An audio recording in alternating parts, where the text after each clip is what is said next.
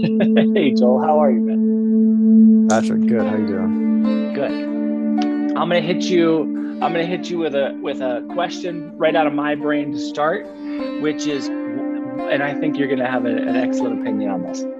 What is the best Beatles album? Man, how did you know that was in my notes for today? Was it? Yeah. Oh, that's great. Not which one was the best, but one of them makes an appearance. Actually, seven of them do. But I heard this great thing once. This great thing one time, which was Beatles or Rolling Stones, and I can't remember who said it, but someone said Beatles when you're in love, and Rolling Stones when you need to get things done. I thought that was amazing. Gosh, I don't know. I'm gonna have to go with the Revolver, I guess, for whatever reason. But I could change my mind. I mean, they're all, you can't. It's so favorite album. I don't know, or best album. I have no idea. But Revolver is the one that comes up, I think, in today's podcast. I love it. General consensus is Revolver or Abbey Road. Yeah. Does that make sense to you? Yeah. I like that Ringo gets a good song in Abbey Road too, and George really comes out with some banging stuff there. My younger son, his middle name is Harrison. My older son, his name is Jagger. For the middle names. Yeah. We were young. We decided, why not? I love it. I love it. Okay. Yeah. Okay. So before we started peeling back the layers, you had a giant mug. I said, that's a nice mug. And you said something along the lines of same chunk of chaga.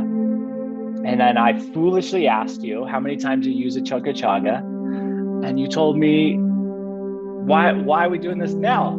So I want to find out that answer. That's right. Save it for the podcast. Why do it before the recording, man? Come on. Tell me how many times you'll reuse a chaga chunk.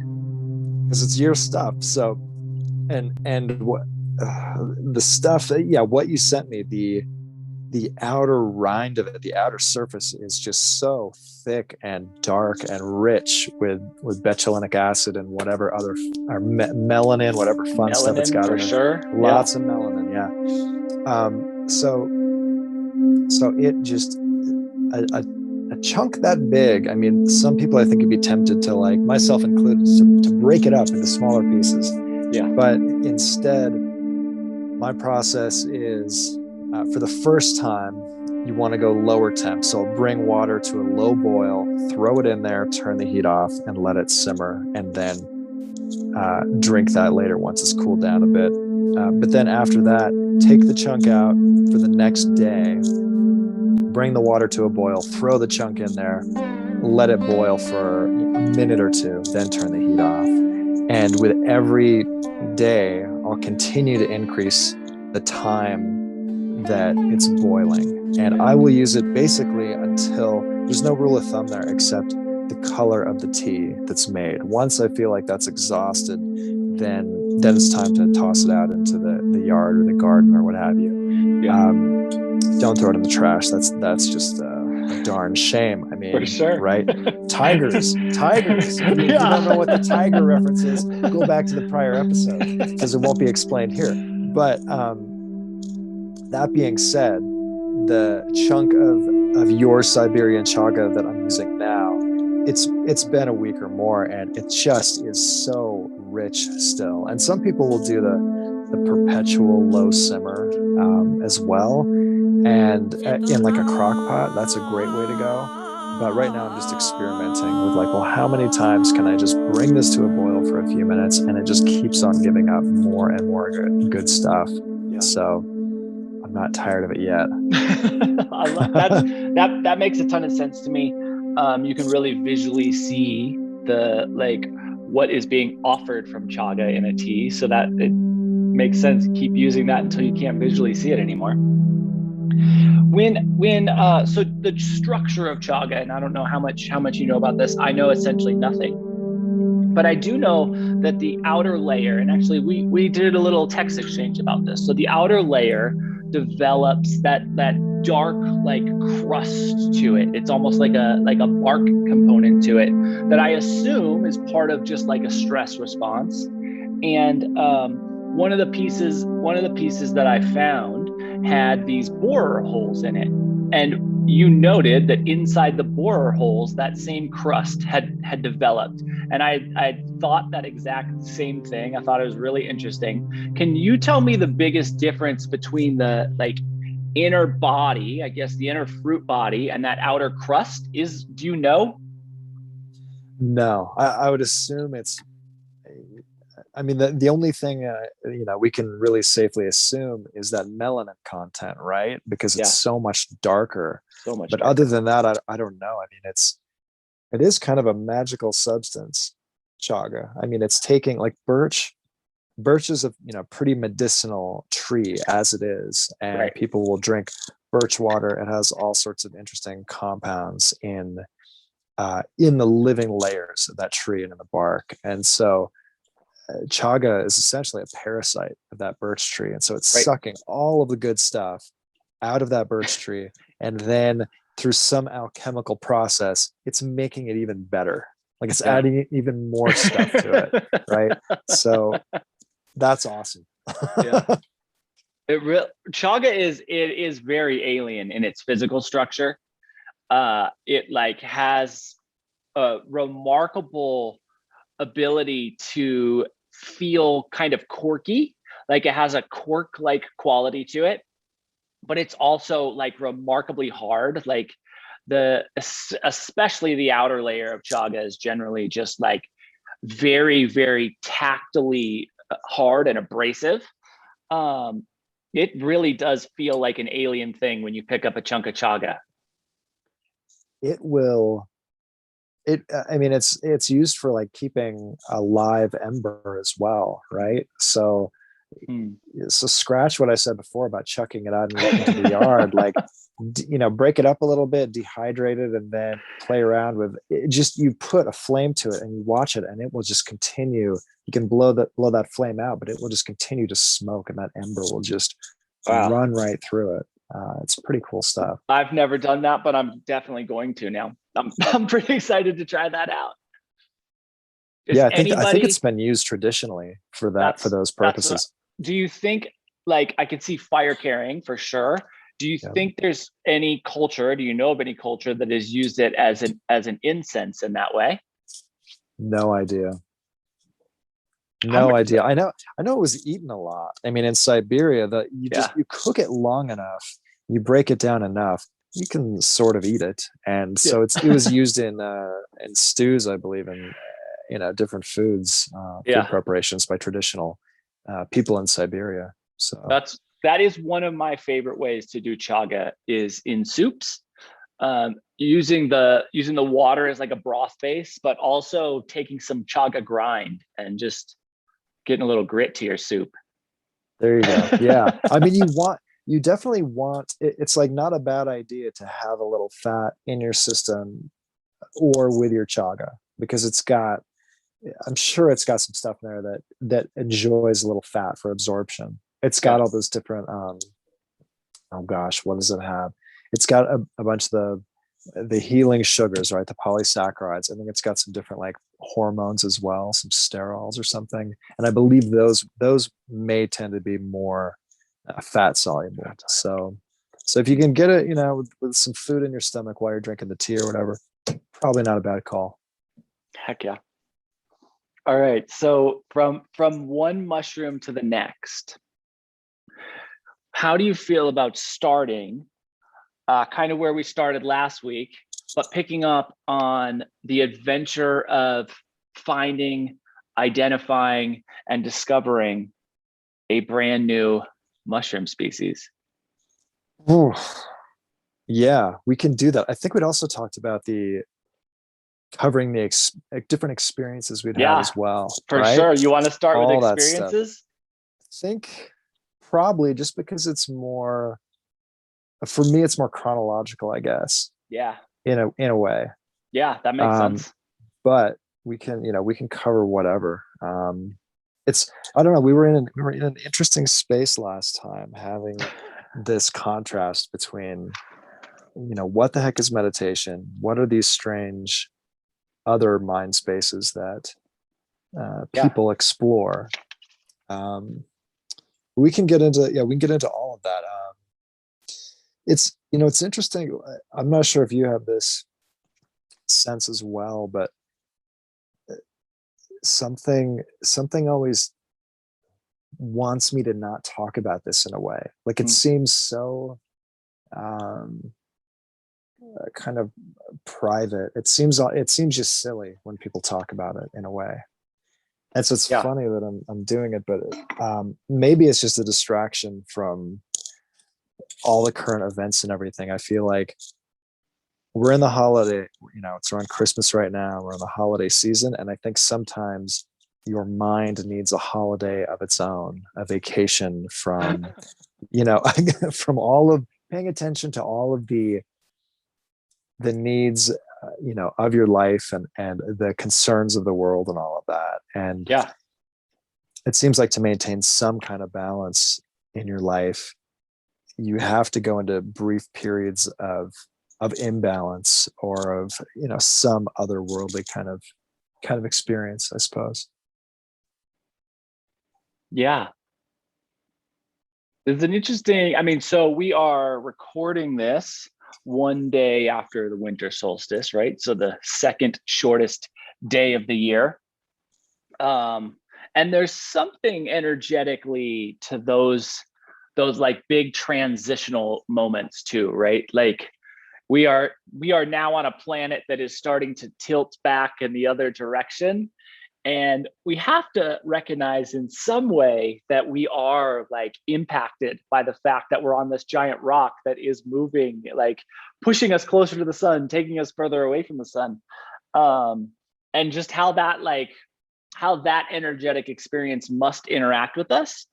And I think, you know hmm, there are certainly some interesting correlations between the time of the year and our holidays, right? So it's like how much of the like experience that we are feeling is holiday related, and how much of the experience that we're all feeling is like energy of the planet that we are living on. I think those things are really interesting because we have stacked them right on top of each other, or they've naturally like evolved from an idea that is one that stacks on top of each other. And I also will agree that there is something like you mentioned, I think, trip reports last Uh-huh. episode.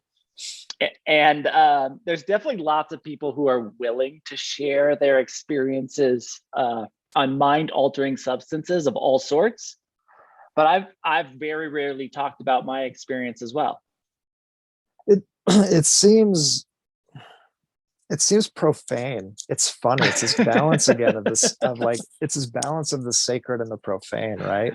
Yeah. And and we talked before, I think, about how like just how like Western culture and Western values are trying to come to terms with these types of experiences and try to compartmentalize them and give them the correct story that aligns with Western values. And so this is gonna I'm gonna have this experience, I'm gonna meditate, or I'm gonna whatever, I'm going to take this plant medicine or something, and it's going to help me be a better person.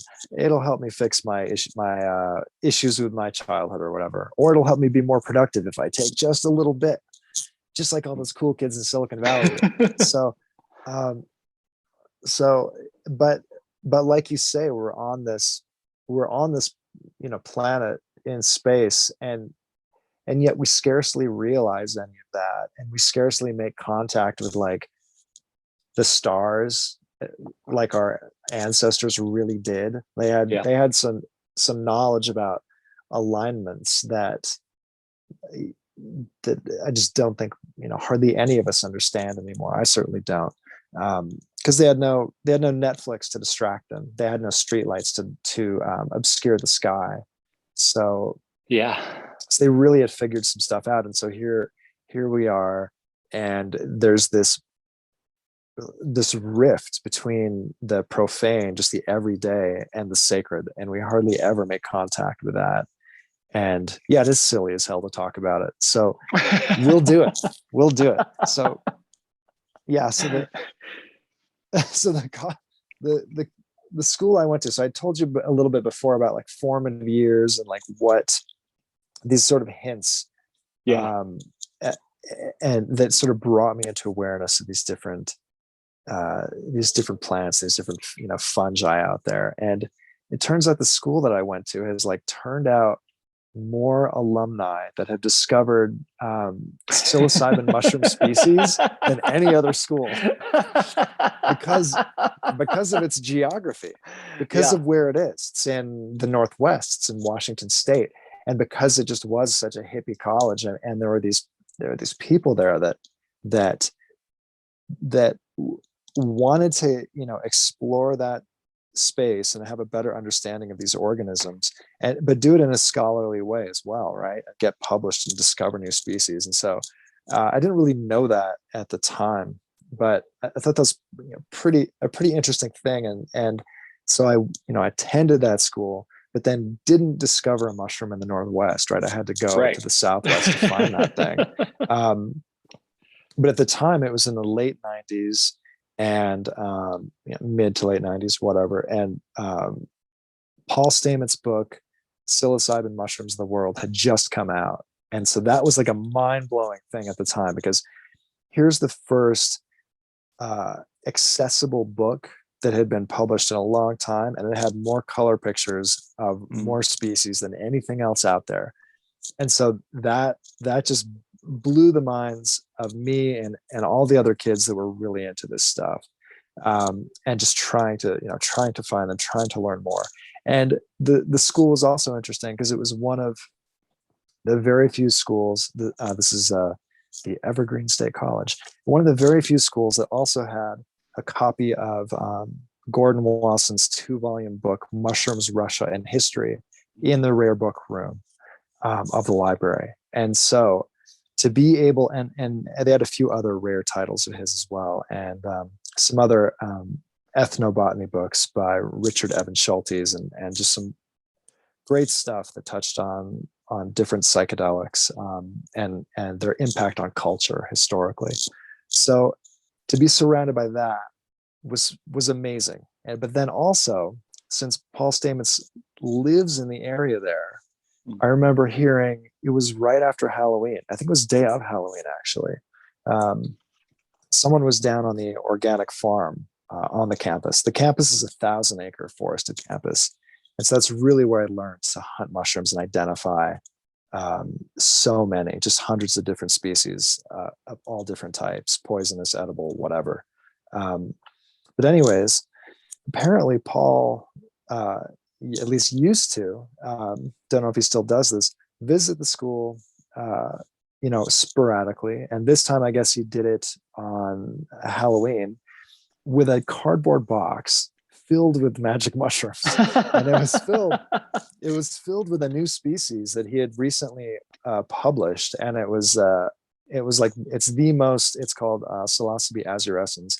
And at least at the time, it was the most potent species known. And it's terrifyingly potent. Like, I just wouldn't want to mess with it. But anyways, he had a cardboard box, and he was just throwing them around the wood chip beds around this organic farm that's on the campus, because they're just going to grow there the next year because of that. And then he gave the rest of the cardboard box to someone that I happen to know, and they just ended up in this dorm room that I was in, and we're just looking at this thing curiously, like, that's stunning. And then the box went away, thank God. But and then there's this statue on the campus. It's this traditional Northwest Native American wood carved statue of some kind of goddess figure. And lo and behold, at the feet of that statue, he'd left a bunch of mushrooms too. So the whole area, the whole culture there is just oozing with this stuff. And so that's sort of like the backdrop, I guess. for everything. And I just remember that first experience was with a group of people, and I remember someone saying, I mean, we drank a tea. It was like a raspberry zinger. Someone threw like raspberry zinger in there as well. Celestial seasonings ruined that tea flavor forever. Oh, I can't drink it anymore, right? And someone exclaimed like 10 minutes after drinking the tea, "Oh my gosh, this is the fastest it's ever come on." And I just remember thinking, don't say that, right? I don't want to hear that. So for whatever reason, though, as luck would have it, I ended up just laying down on a bed, getting under a blanket on this bed, and someone had the good fortune to just hit play on the CD player in the room, and it was a 7 CD disc player, and it was all Beatles albums. So this is probably about as good as you can get for a freshman in college who just doesn't know anything and has taken what Terence McKenna would call a heroic dose. And sometimes that level of I guess naivete can be a protective thing almost. I think the naivete and the beginner's mind of youth can help you. But I mean, I realized during that experience, like you could tell that the psychedelic art of the 60s was trying to communicate something and failing horribly at it, which is fine, no fault of them. It's an impossible thing in a way to communicate. I mean, everything in the room was just breathing with some kind of presence and significance. And people talk about the elves. There are the elves, right? In the DMT space, which I'm too terrified to experiment with that at all, but also in the mushroom space. And I didn't know about any of that at the time. But the elves were coming through, and the elves were the Beatles. You know, John and Paul and Ringo and George would come through the, that kaleidoscopic, geometric, eyes closed, visionary space.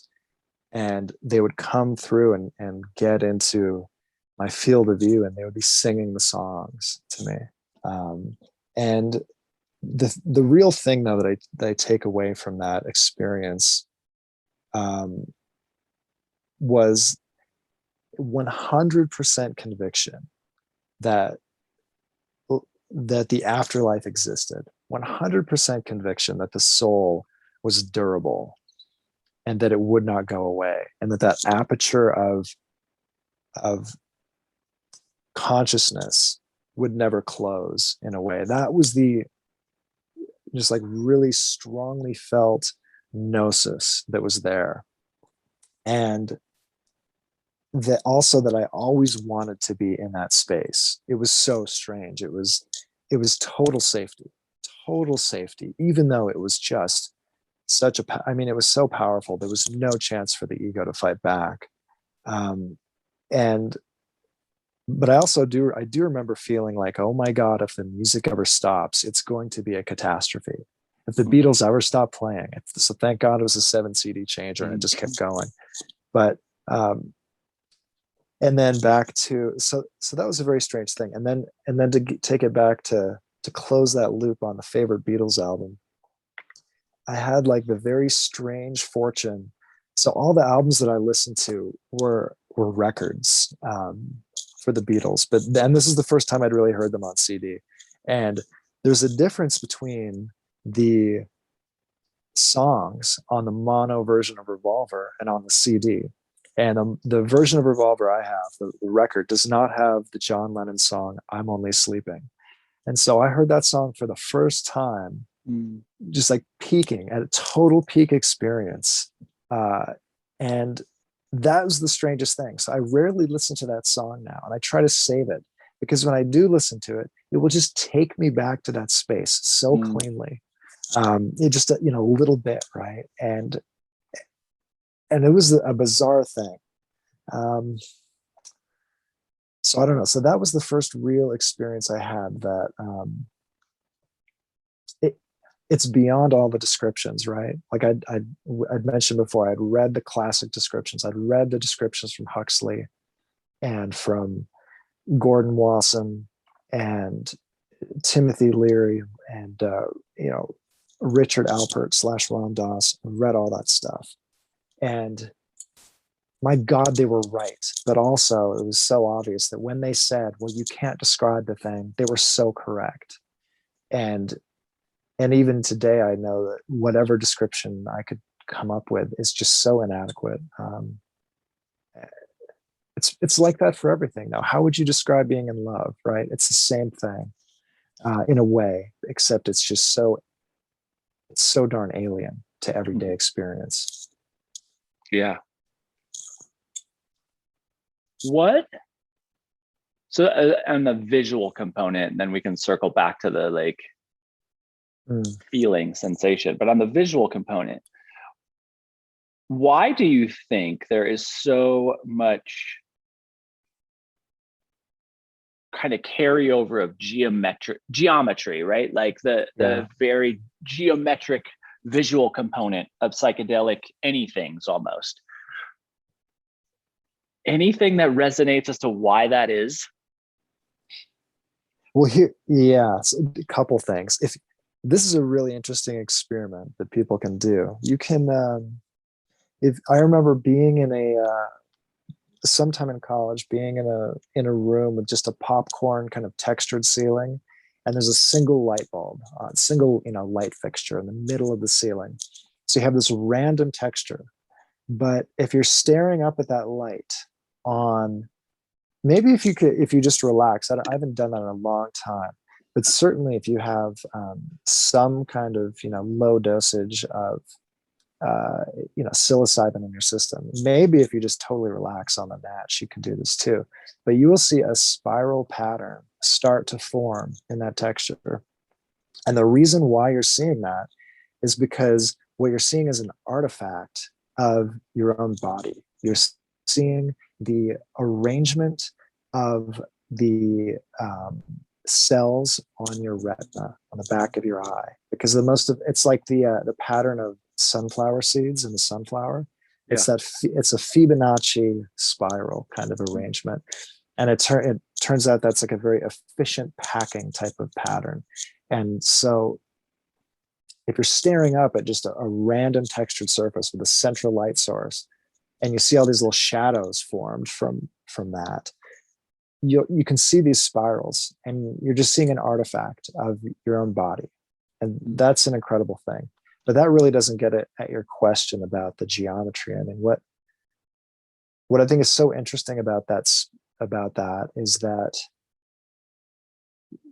no artists, there's like very little in the art record, unless you go way back, unless you go way back to old weavings, even though the Navajo did not have any kind of connection with these sacred medicines, they still have an incredible geometric kind of catalog of patterns that they use for weavings. And you can look at the architecture of the Aztecs, the decorative architecture, and how there's a lot of geometry there. But then you're not going to see that in the Renaissance. So maybe that old, like really old kind of almost pre-agricultural art that's very heavily geometric, maybe that is trying to describe those visionary states, or trying to capture that to some degree. But you certainly don't see that in like Renaissance paintings, for example. I mean, can you imagine if, we lost that, right? That was left behind with, tribal people, and left behind when we started growing crops and agriculture. But can you imagine what Renaissance paintings and sculpture would look like had they had access to that? Had they been part of the culture? I don't know if it'll be better or worse, but it's an incredible thing. It's interesting to think about how everything you see with your eyes closed, it is so other. It is so other. It is not like anything you're ever going to see anywhere else, at least in my experience. It just doesn't seem to be anywhere, and doesn't seem to be captured anywhere either in human art until you get into modern art like Alex Gray, where he's specifically trying to bring something back to share with everyone from that quest. And it is alien. It's completely alien in a way.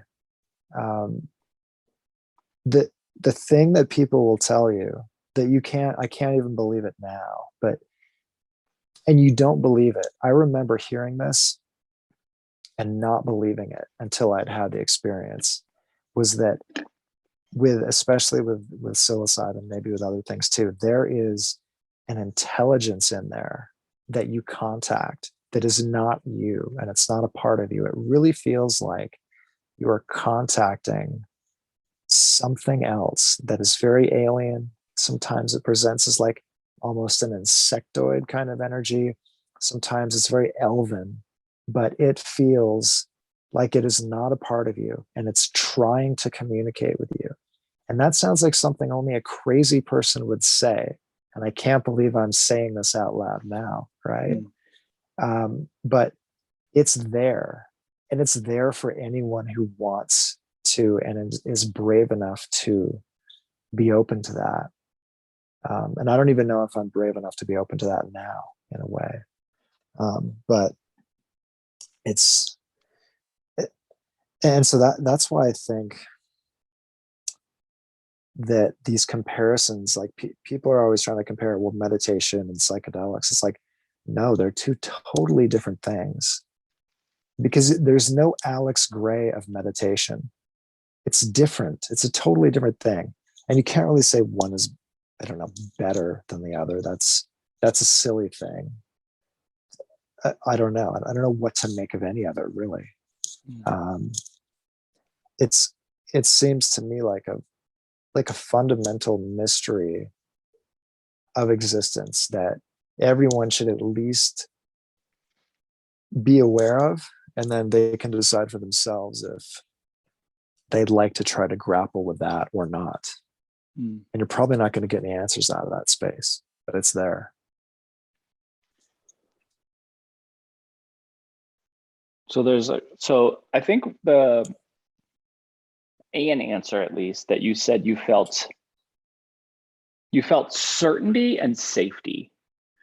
And those two things seem like the more certain you feel about something, I think the more safe you feel around something.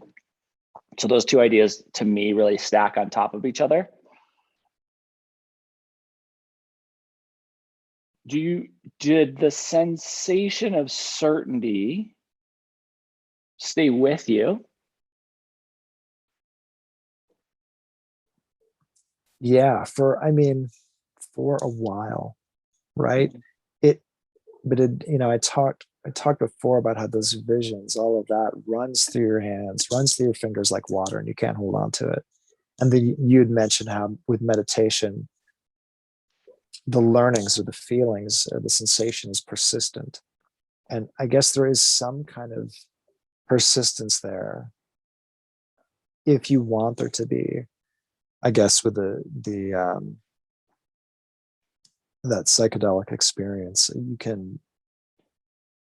You can go about your day a little lighter for a while, I suppose, and maybe have a different outlook. But it's been so long since I've had a real, peak experience like that. It's been so long since I felt like there was even a need to do that, it's hard for me to answer that. I know that there's been some studies from John Hopkins about these different substances, and looking at people. There's different trials, cancer.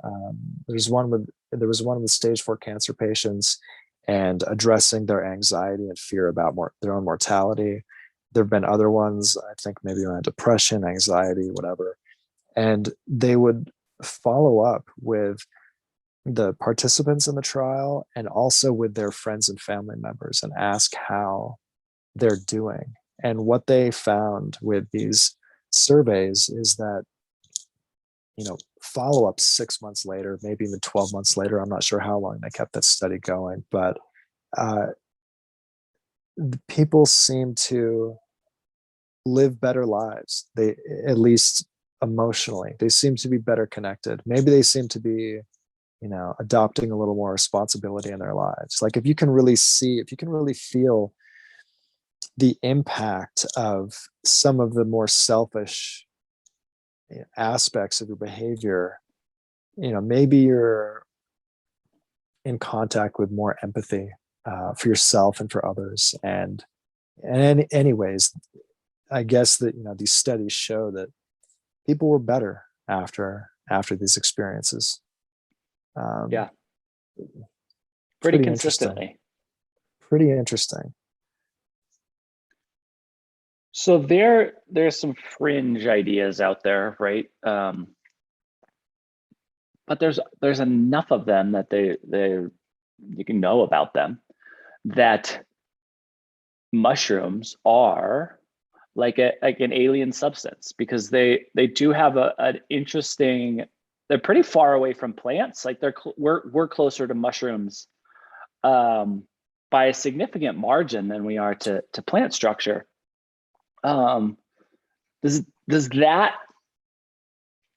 maybe that's a question that is bigger, but does that ring? Is there anything, because you did mention, right, that there's a sensation of a connection, a feeling of something that is very alien, and I know alien is not used in the term of extraterrestrial, but there's a lot of theories about extraterrestrial panspermia or whatever, with mushrooms coming from some other different space and somehow finding a way to exist here. Does that make any sense to you? No idea. No idea. It could just be that it is 100% purely earthen, but we just don't understand what earth is, right? Like we're just living in this kind of like surface virtual reality of humanness and being a human and like doing all the crazy things that we're doing. Yeah. And I mean, Huxley talks about how in the Doors of Perception, about how consciousness is a reducing valve. The mind is a reducing valve. And his evidence for that is his experiences with mescaline, and how, and later LSD as well. But if you're open to everything, you can't grow crops. You can't look out for the tiger hiding in the bush. You can't take care of your baby. You can't teach the children to hunt. You can't make arrowheads because you're nailed to the floor, like in ecstasy, like traveling through some hyperspace of visions and talking with elves and stuff. Like you can't get anything done. And so therefore the mind is a reducing valve. And maybe that's why you need a holiday every once in a while from that day-to-day grind. But I mean, maybe it is that existence and this planet are just like so strange and so magical that it's almost like a cop-out. It's a cop-out to say it's alien in a way. I'm not saying it's not. It's a cop-out because you're saying, well, nothing quite that magical and incredible could actually just be here and be part of Earth. It had to come from somewhere else. It's like, no, it's everything is so, like, we just can't comprehend. Maybe we shouldn't be entitled to, like, we're, like a slug or an ant, you wouldn't think that they're entitled to understand reality the way that we do. And so what makes us think that the way that we understand reality is all there is to it, right? I mean, there's got to be more. And so there are these tools that you can use to get a glimpse of something else. Maybe that's part of this too. And you can decide if you want to understand or get a glimpse of that or not, or if you just want to focus on, getting the Model Y, or should you wait for the should you wait for the Cybertruck instead? Wait for the Cybertruck. I mean, maybe you should, right? So, yeah. See the sacred and the profane. We're gonna just For go back sure. and forth. Just keep bouncing back and forth. I mean, Yeah. there's some mushrooms have an interesting history, right? Where like 400 plus ish years, 400 million plus ish years ago, you had the planet was roughly populated by tree-sized mushrooms, which what a Alice in Wonderland like experience it would be to walk through a landscape of tree-sized mushrooms. The psychedelic imagery just related to walking through a mushroom forest is hard to actually compute for my brain. But yeah, what I think it is a little bit naive or misguided to think that something so unique couldn't come from the planet we live on. I mean, the platypus is a pretty good example of a very unique mammalian structure that lays eggs and has a pouch and has poisonous, like deathly poisonous, like spikes that come out from its wrist. And like there's the platypus is a unique enough example of a relatively normal looking animal that is pretty wild if you dig into the details. Well, it's like we're all. I mean, look, to keep us an advanced society like ours running, you can't have a large percentage of the population being engaged with um, ecstatic experiences like this. Like who's going to run the nuclear power plants? Who's going to keep the lights on? Who's going to keep the water running? If Yeah. you've got people that are still, uh, you know, let's even just be conservative about it and say just having some ecstatic experience just with the lunar cycle, like once every 28 days. Like I don't even know if society could handle that. And so it is strange this journey that humanity has taken where and I'm not saying that we should go back and try to recapture that necessarily, but we're not the same as we used to be. And what we concern ourselves with today is much different than what we used to concern ourselves with in tribal times. Um, there's this. I think that we talked about Ram Dass before too, and it seems to me like the counterculture and psychedelics really helped because we are so desensitized from media and everything else in modern life, and you can't really see the stars anymore, right? So you need this sledgehammer almost of these types of molecules, these types of plant medicines, to awaken you to these different mind states. And I feel almost like the adoption of yoga, meditation, Eastern mysticism, all of that would have been greatly slowed down or maybe not really happened at all in the West had we not like rediscovered this initiatory experience of these ecstatic types of mind spaces in a way. Like I just don't know if we had I just can't imagine like 1950s people reading Taoism necessarily and Western people and getting any kind of foothold into that. Like it seemed like Alan Watts was the perfect kind of character for this because he was in both camps. He started out very much as a scholar and very concerned with Eastern mysticism and Zen Buddhism, but he was in the San Francisco scene. He was in the Bay Area and was very sympathetic to, even though he was a proper Englishman and certainly did like his alcohol. Yeah. Too much. Uh, he was that bridge, it seemed like, in a way, between those two cultures. Yeah.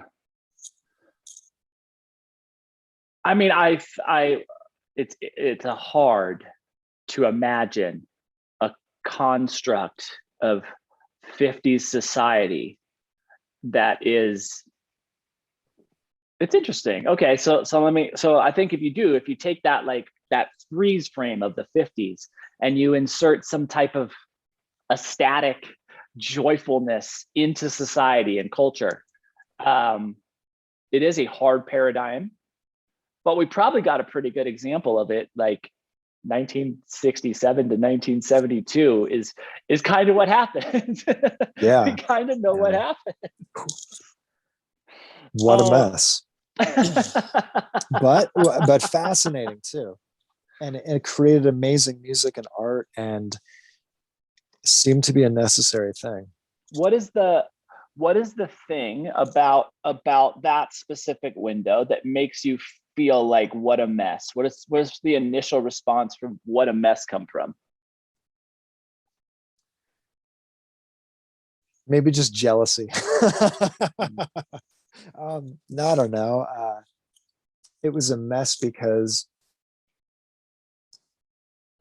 it came at just the right time and just the wrong time, because the boomers wanted to throw off the 1950s conformity.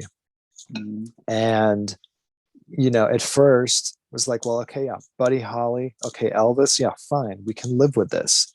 But then, like, holy crap, like, and then acid started flooding the streets. And mushrooms did not become available till probably mid 70s, or really in any kind of quantity, I think. So it was really LSD that was the culture transforming agent of the time.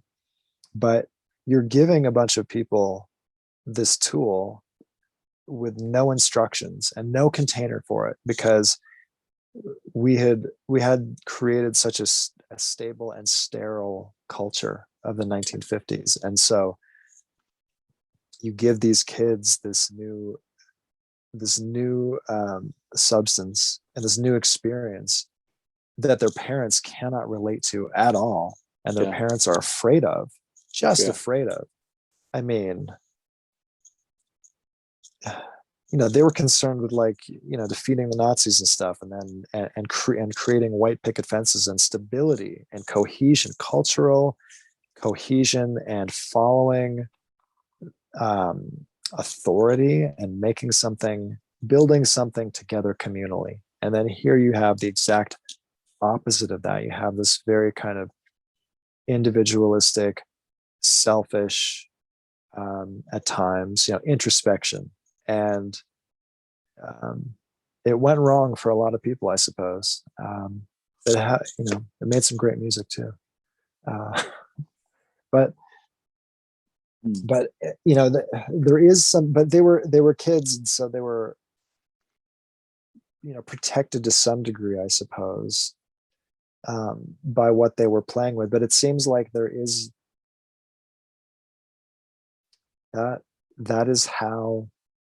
that's how the divine had to come through into the modern Western culture again. I mean, what are you going to get going to church and eating the communion wafer and drinking the wine? What are you going to get from that? But you can, and so it's this difference between the West and authority. Like in the religious context, it's an authority figure who has all the answers. It's the priest, and just trust us. We know what we're doing. Just do what we say. Just trust us. Versus the East, which is a lot more about personal insight and experience. And even that shift alone is a huge one. Yeah, absolutely. Yeah.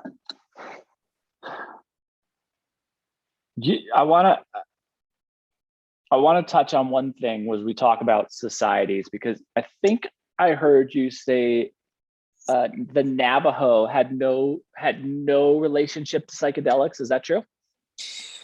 Yeah. This is what they say, right? And so you have to take that at face value and respect that, at least, and certainly modern day. modern day Navajo. I mean, but that being said, there were a lot of different tribes in that area, and a lot of people that must have had some kind of contact with the cactuses in the area with peyote. Right. So, and there's a great book by Houston Smith about peyote and the Native American church. I think it's called One Nation Under God. You can get it used for pretty cheap. It's incredible. It's an incredible book about what that plant and what that ceremony and what that container means to people that are really living on the margins of society generally, that are living a lot of the times on reservation land and living in a life of poverty compared to the way that many Americans live today. Yeah. But yeah. Anyways, that's what they claim. No contact, or that's not part of their tradition. The Navajo and the Hopi as well. So it's interesting if we look at the division between societies, and we keep rolling back until there's more or less a separation point, right? And I would assume that if we rolled back to a certain point in time, there would be a relative separation in societies, not just thinking about here in North America, but South America, and just kind of everywhere, essentially, right? If we roll back far enough, there's a separation of society. And each one of those little societal bubbles would almost certainly have an attachment to some type of psychedelic substance that their people used for whatever reason that was. It would be really interesting to take a look at how those different psychotropic substances formed and shaped variants, or at least were a part of forming and shaping variants between separated societies, and see how those substances and the chemicals within the substances overlap or don't overlap between societies at similar points in time. So every culture has had an inebriant. Every single culture, except for I'm blanking. The people that why can I not think of it? The people that live and make igloos and things like that. Why am I blanking? Up at the North Pole, right? Yeah, I think we're going living up in the Arctic level because they can't ferment anything, right? But anyways, that's it. So that is fascinating, actually. Yeah. Eskimos. That's my problem. Eskimos. First Nation. There's all right. It's hard to keep up with the amount of people. Okay, yeah. So anyway, if you're living somewhere that it's so darn cold you can't ferment anything, then those people are the only people on the planet that did not have some kind of inebriant, right? But I mean, it seems to me like the Aztec or the Mayan or whoever, I mean, they did some stunning things. So their architecture with all of those temples, with their alignment of everything to the stars, and how when the conquistadors, when they came in and just conquered, I mean, you had a few hundred people conquer like 100,000 people essentially. But we have from the priests and from the literate conquistadors, they had these books where they would document what they were seeing and what they were learning from the culture there. These codexes, I believe they were called. And they do document in there the use of psychedelic mushrooms and also feasts. There would be these ritual feasts, and they would like eat these mushrooms as well, and go mad, right? And this just like absolutely horrified these Catholic priests that witnessed this, but what is so incredible is just how advanced they were with everything that they had built. And there was, I can't remember where I'd heard about this, but there was someone who really was a student of all of the architecture down there, all of these different temples and pyramids, and they looked at what was known for the location of all of these and how that was informed by the stars, because they use the stars and the celestial bodies to inform the placement of everything. And they were like, looking at Google Maps here, there should be another temple right here. It's in the jungle. There's nothing there. And so then the team went out, and lo and behold, there's a temple there. I mean, it's just stunning. And so some cultures really had integrated these types of experiences and these molecules into their culture in a way that was so complete that even though these people were absolute savages and had human sacrifice and everything, I don't know, maybe this is not a very good advertisement or sales pitch for psilocybin in society. But I mean, they had, they would use it ritually, but then they would also have human sacrifice, but then they also had amazing art and amazing technology. So go figure. Yeah. I don't know what to think of that, but it's an incredible thing. And there are a lot of cultures that seem to be unaware of what they had around them. So you look at the Native American tribes in the Pacific Northwest, for example. I mean, that place is just teeming with mushrooms. They apparently have no knowledge of them. That's fascinating. And a lot of that, I believe, is speculated for cultures in Europe as well, in Western Europe. You have a lot of mushrooms growing there, associating with people keeping animals on pasture and things like that. And just no knowledge, no experience of it, apparently.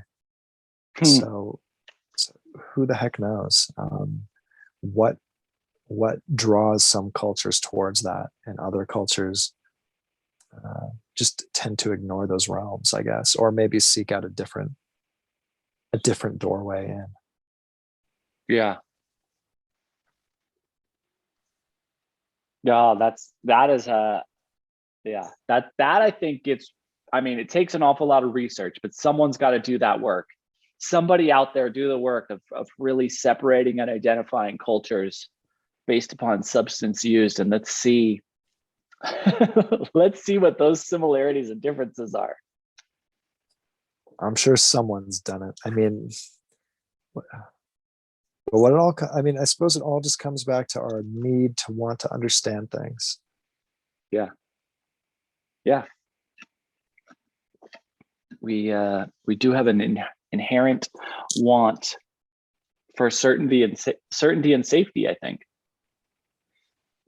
And contact with something, right? Contact with the divine, right? And whatever the heck that even means. And it seems like today we've lost a lot of that. We'll see if that's for better or worse. There's this.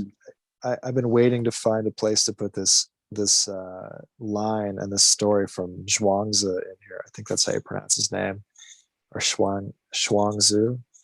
But I can't find a good place, so I'm just going to put it in here. I like it. This is great. This really gets back though to like the youthful experimentation, or maybe just contact with something greater than ourselves. But okay, here, this is just it's so much fun. Okay. All right, here it is. A drunken man who falls out of a cart, though he may suffer, does not die. His bones are the same as other people's, but he meets his accident in a different way. His spirit is in a condition of security. He is not conscious of riding in the cart, neither is he conscious of falling out of it. Ideas of life, death, fear, and the like cannot penetrate his breast, and so he does not suffer from contact with objective existence. If such security is to be got from wine, how much more is to be got from God, or the Tao, or whatever you want to call it. Yeah.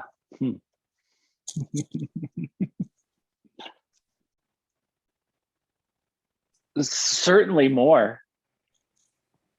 And so isn't that what we're all looking for? And damn it, I'm not going to get it from the Cybertruck, probably fair. That is probably fair.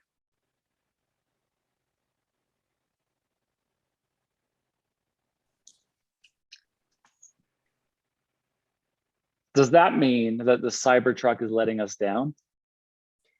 No, it's just, well, it's just part of the it's part of the human condition, and part of like what what the people who really understand marketing and psychology figured out as a way to kind of keep us on the treadmill, right? Yeah.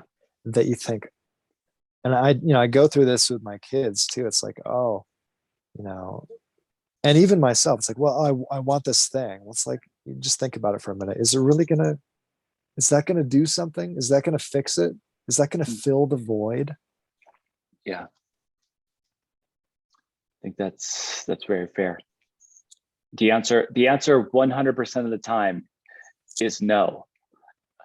It just is determinant of how long it takes you to remember that. And, yeah, that's right. I guess unless you're maybe like you're a Ram Dass type, but I don't know, who wants to be that? Like, in some ways it's funny that some people aspire to want to escape from the game. It's like, well, shoot, you get to play the game. Like, when you're done with the game, maybe you close your eyes, and then you get to go back to pure ecstasy, which was my first real profound experience. That was the message. And I don't really even believe it today, but that was the thing that was felt so completely known, right? Complete certainty. But yeah, but it's like, well, it's okay. Maybe you should be fine with playing the game where you have a feeling of incompleteness. That's okay. Yeah. Because then your job is to help other people alleviate suffering, right? Because the work is never complete. And so then you get to work on your own suffering and other people's suffering and try to make things better. And that's a fine game to play. Yeah. Do you think that is the game most people are playing? No, it probably just depends on your temperament, right? Yeah. Charlie Manson wasn't playing that game.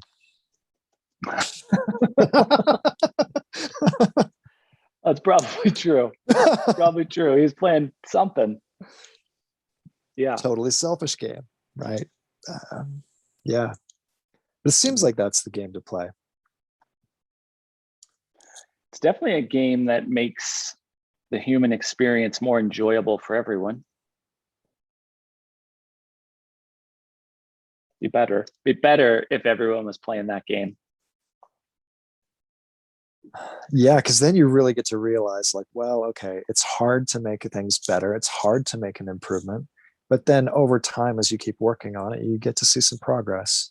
And then, maybe you have a little humility about other people's efforts when they're trying to improve things. And, it's so easy to just critique whatever, the government, all of that, which I'm not saying it shouldn't be critiqued, but yeah, it's hard to make things better. And it's hard to maintain things that are already good. Just look at your house. Look at your house. Okay, that's a good thing. Make some shelter. Well, nature's trying to slowly take that away from you all the time. Absolutely. So yeah. You have to maintain that. It takes work. Yeah, it's definitely true. And the same thing is happening to your body, right? Like, you are constantly being pulled back to the earth, and you are constantly fighting against that pull. Your entire life is about energizing this little lump of earth that we've mobilized, and the entire experience is the earth trying to pull it right back. As soon as your energy is no longer able to overcome the earth's desire, you will return.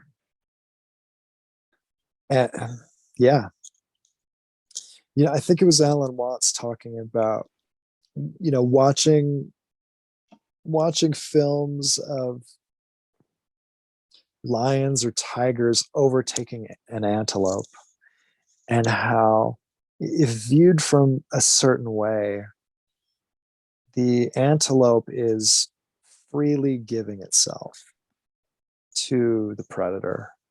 And so we're always playing this game of like life and death and good versus evil. And maybe when you come to that end, maybe you come to some sort of peace and you realize, well,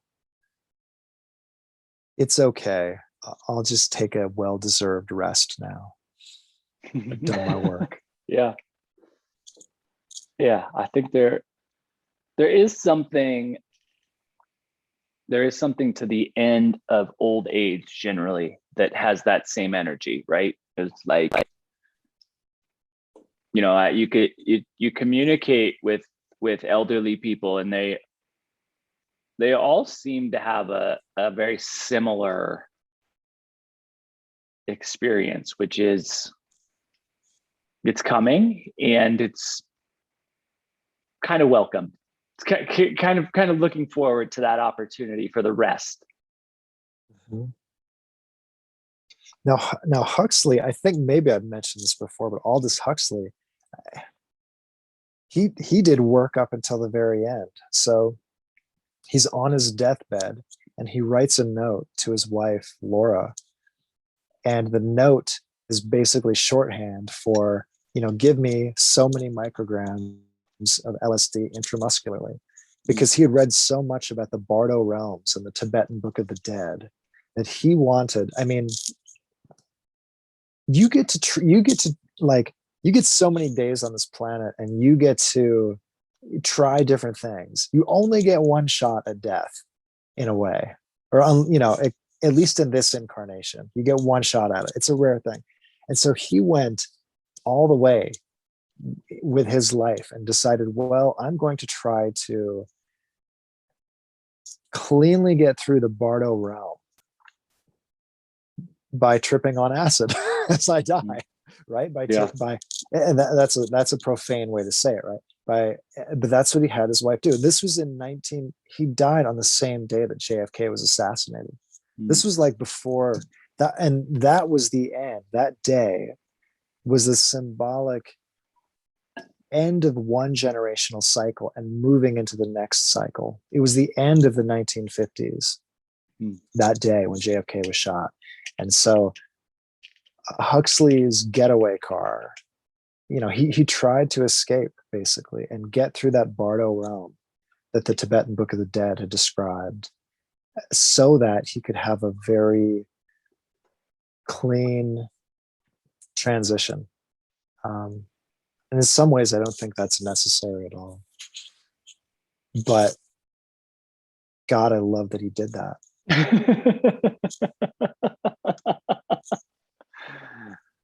Yeah, that is like a scholar and a lifelong learner, if there ever was one. Yeah, absolutely. Work on the way out. Yeah. It's like, I'm going to be prepared as hell for this thing. Are there no further descriptions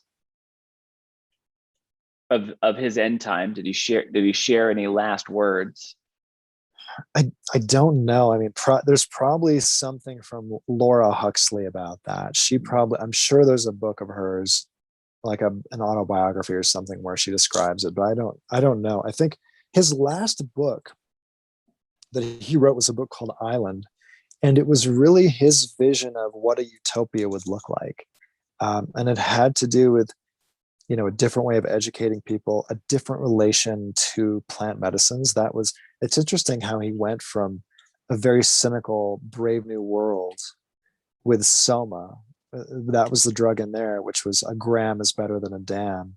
And I think that's very analogous to what's happening today, even with cannabis, the end of cannabis prohibition, and how this is a good way to keep a population calm as their lifestyle is their standard of living slowly erodes because of macroeconomic trends, Yeah. inflation, exporting of jobs overseas, blah, blah, blah, technology taking jobs away.